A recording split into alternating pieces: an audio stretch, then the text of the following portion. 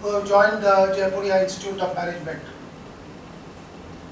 I am also grateful to the panel who is here, who have spent time to be with us today. They represent the various industries where the Management Institute is focusing with. In this institute, we are ensuring that the students who join us become proficient and are capable of joining the industry. And our focus has been that they get employment in the best areas of industry and service, which are progressing and which has huge potential.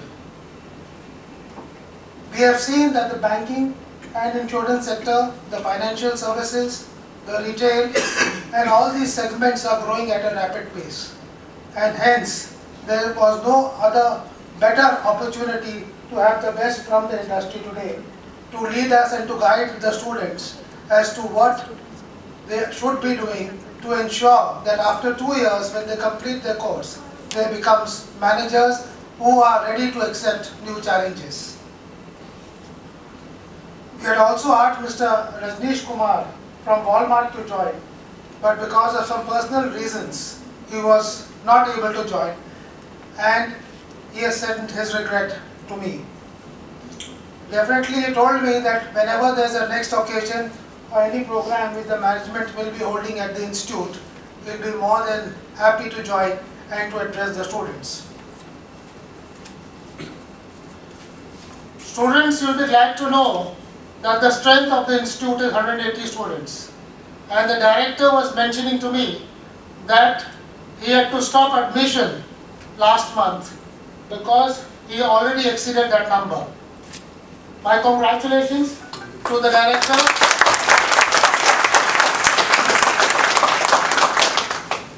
to the faculty members, and to the administrative team who has worked exceedingly hard. Not only that they have been able to get the number of students, but to get the confidence of the students to ensure that this is the institute where they should be. And you are the fortunate ones who have been chosen from the various people who had applied to be here. I can assure you on behalf of the management that this institute will give you the best, and it is for you to receive it whenever there are opportunities. I am also happy to note that 45% of the students who have joined in this year are girl students. Earlier it used to be close to 25 to 30%, but now as we are seeing that women empowerment is becoming important for our country to grow, it is equally important that the women should come up, and not only that they should have schooling at 100% at the school level, but also they should take up technical courses. And we are very happy that a large number of girl students are here with us. We have made a campus in which 120 girl students can stay within the campus, and I hope you all are comfortable. Are you all comfortable, girls, in the campus? Yes, sir. Thank you. Well, friends, we will continue to make these efforts, both in terms of infrastructure, in terms of academics, so that we deliver the best. I would also like to tell you that our family has been essentially into industry and in the textile trade. My great-grandfather started the textile business, and almost 60-70 years back, he was the largest textile trader in the country. Subsequently, we put up a lot of textile units all over the country, and he also felt, being a nationalist, that it is important that we empower the students by providing education. He started a college in 1945 by the name of Jaipuria College, which is now 70 years back, and it is still running with more than 5,000 students. It's an undergraduate program which is running there. Subsequently, various schools and colleges have been running by the brand of Jaipuria, and each one of them are a center of excellence. We take pride when we say that we nurture excellence. We ensure that we deliver the best and empower the children so that they can be part of the journey for the nation building. Our philosophy, whether it is in education or in industry, is to ensure that the students and the people who work with us are ethical, and despite the fact that you get exposure in terms of international trade, you continue to be embedded into the Indian values, Indian ethos and Indian culture. This is what we stand for, and when you study here for the 2 years, you will see that these things are part of our heritage and culture.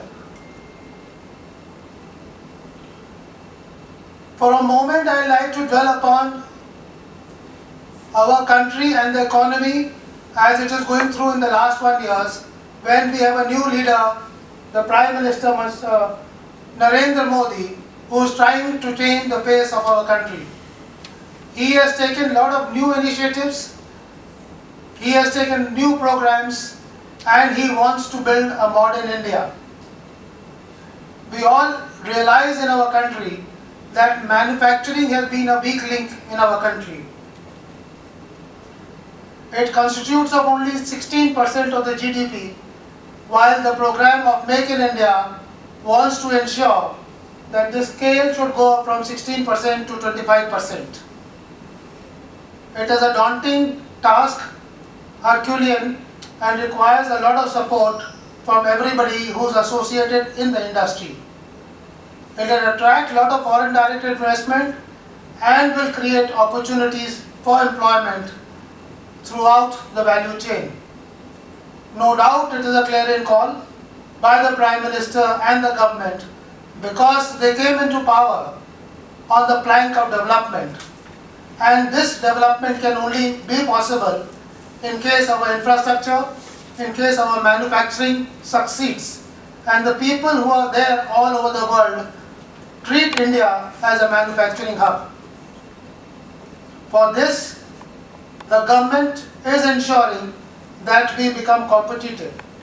We have seen the growth of China, of other countries in the Eastern world, which has been quite meteoric, and we want that we should be able to replicate the same in India. For this, there is a general complaint that India is not an easy country to deal with or to do business in, and hence the government is looking for reforms for ease of doing business within the country. I am happy to share with you that in the last 1.5 years, the government has taken a lot of initiatives for ensuring that people who do business have easy access to capital, easy access to doing business, and even in case they want to exit a particular business, there should be ways of exiting a particular business. The other initiatives taken by the government are Skill India, Digital India, Swachh Bharat, etc., which we all believe will convert India into a modern country. When we talk about manufacturing, the most important link is the skill of the people. Although there is unemployment in our country, but the bigger challenge is whether, even if we are able to give them the employment, do they have the right skills? And what we are seeing all over the world is that people who have less skills or who are underskilled, despite the fact they have employment opportunity, they will not be able to get the employment. Students, you all know that at one time a basic understanding about computer or internet was supposed to be something which would help you get a job. Now that today has become mandatory, and many more things, whether it is PowerPoint presentations, whether it is a skill of using a social networking device. These are so many technological changes that are happening in our country that it has become imperative for each student, for each teacher, and for all of us, including me, to continuously learn and relearn. These new technologies that are coming up are very disruptive in nature. It changes the course of your thinking, of the product, of the process that you want to involve, that you want to engage with, and that you have to absorb to be able to do your business in the right manner. So the whole ecosystem is changing. In fact, the other day the Prime Minister mentioned about the ecosystem for entrepreneurship. He wants to start a system where young entrepreneurs can make new challenges, smart products, and for which the Government of India will be having new initiatives. It is this entrepreneurial zeal which will drive this country. I know all these things cannot come overnight. The government realizes this and we have to be patient. But within our hearts, for each one of us, we also have to be restless. We have to catch up with the world, and that spirit should be with each one of us. Presently, when we see globally, we do see that Europe is facing recessionary trends, and after meteoric rise of China, it is also slowing down. But these turbulent times should not disturb our thinking, and our objective should be very clear, that if we want to achieve something, we should make an effort and ensure that we are able to deliver and able to obtain whatever is the best for us. The major disruptive challenges which are coming are mainly from companies in America and not from India. I was hearing the other day a debate in which Infosys chairman was talking, Mr. Narayan Murthy, and he mentioned that in the last couple of decades there has been no breathtaking technology which has come out of India. All of these breathtaking innovations have come mainly from America. Whether it is robotics, education, internet, computing, healthcare, 3D printing, social media, you name it, whatever it is. But simultaneously we have seen Indian managers scaling up the topmost ladder, whether it is Google's, whether it is Facebook, whether it is Microsoft, whether it is even for that matter SoftBank. All these companies have managers, presidents, CEOs who are of Indian origin. So what is it that we are able to have the best managers, but we don't have the best companies who can come with the breakthrough innovations? You all must heard the name of one Mr. Nikesh Arora, who will become Vice Chairman and Chief Executive of SoftBank. Now SoftBank is a bank which is based out of Japan. It invested $20 million in Alibaba, which ultimately became close to $50 billion. And this boy, Nikesh Arora, if I may say, he hails from Ghaziabad. He is born in Ghaziabad, brought up here, studied in Delhi, went to Banaras Hindu University, and today he reached a height that he is said to be one of the highest paid executive in the world. His salary is something which we cannot even imagine. Today, most of the Indian companies don't have the turnover which he commands as his salary. And it will be surprising to you that the salary on which he has been taken by SoftBank, at least I couldn't have imagined, so I will wonder, most of you will not be able to even dream of it, is 850 crores.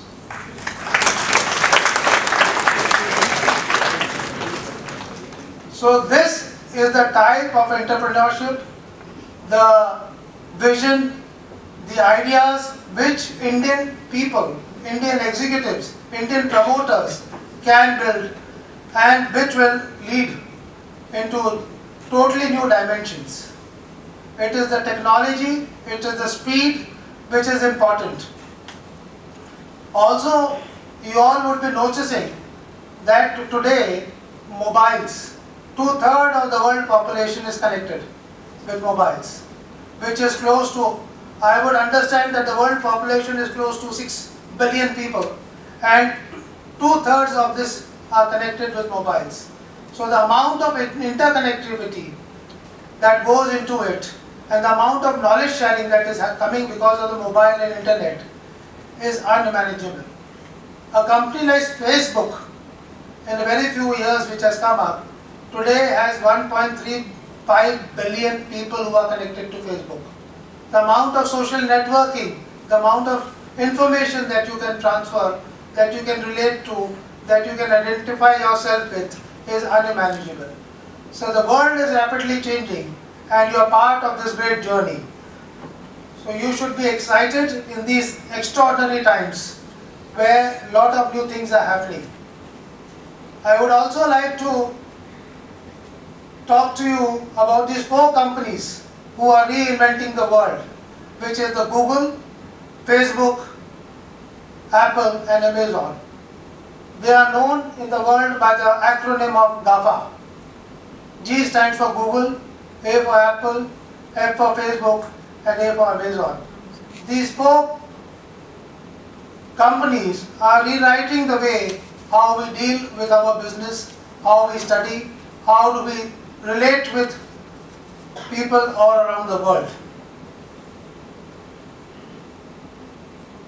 Dear students, I can continue to go on, but the only thing I would like to mention here is that you can build your own future, and it is only for you that you will be responsible for your own action.